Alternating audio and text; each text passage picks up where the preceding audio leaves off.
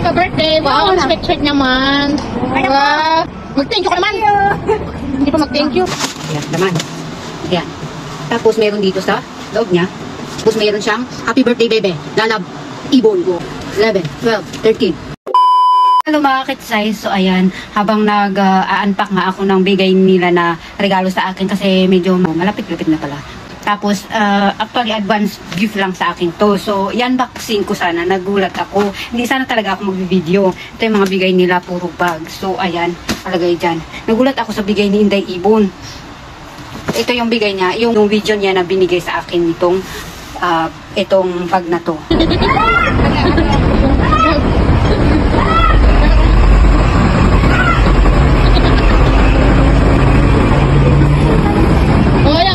Birthday. Wow, sweet naman.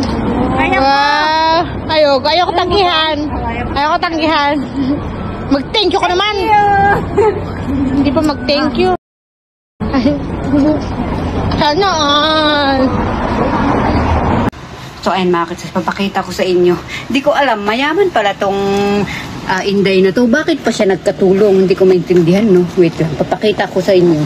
First time ko So yan mga kitsay, first time kong makatanggap ng regalo na ganito kalaki ba. Nagulat talaga ako. So ano ngayon is 25 pa lang, 24 pa lang po ngayon. So ayan, i-edit ko pa to and saka ko i-upload. So baka i-upload ko mga 25 or 20. So yan, ito po yung, ito na lang yung, ito din yung bigay sa akin na bag. Bag din to eh. Bigay din sa akin. Bigay. Metallic yan sa loob niya. Parang handbag din siya. Metallic din siya. Rose bago. So, ayan, ilagay natin to. Tapos, meron din ditong bag na dalawa. Bag din siya. Bag din. Ay, parang i-hunter mo din siya. Ay, ito din. Bag din siya. Parehas lang, pero magkaiba ng kulay. Tapos, ito yung bigay ni Inday Ibon. Tapos, ayoko talagang tumatanggap ng mga bag kasi hindi ako mahilig sa bag. Pag mga damit, oo, tatanggapin ko kasi mahilig talaga ako sa skirt, mga dress, mga ganun. Pero itong bag, binigay ni Ibon, so tinanggap ko na din. Hindi ko saan tanggapin, baka magtampo. So, ayan, mga size, and ito yung lagayan niya. Ayun din yung nasa video. So, ito. Nagulat ako mga size kasi akala ko nagkamali siya. Tapos, emphasis siya, mga ayan, laman. Ayan. Tapos, meron dito sa loob niya. Ayan. Nagulat na kasi ako. Kasi hindi pa, baka inisip nyo na sahod ko. Wala pang sahuran kasi matagal pa ang katapusan. So, ayan. Tapos, mayroon siyang happy birthday, bebe. Lalab ibon. O, di ba? Ang yaman niya. Bilangin natin. 1, 2, 3, 4, 5, 6, 8, 8, 9, 10, 11, 12, 13.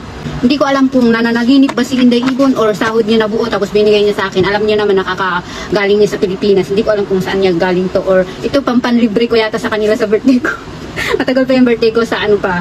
Advance kasi siya nabigay. Kaya nagulat ako nung inantak ko siya. Hindi ko talaga mag-review sana. So ayan, hindi ko alam, hindi ko talaga maintindihan bakit po siya nagkatulong kung meron siyang ganito kalaking pera, no? Hindi ko alam, baka nananaginip lang siya. So ayan, thank you so much. Maraming salamat.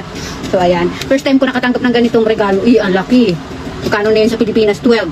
So, 1, 2, 3, 4, 5, 6, 6,500. O, diba?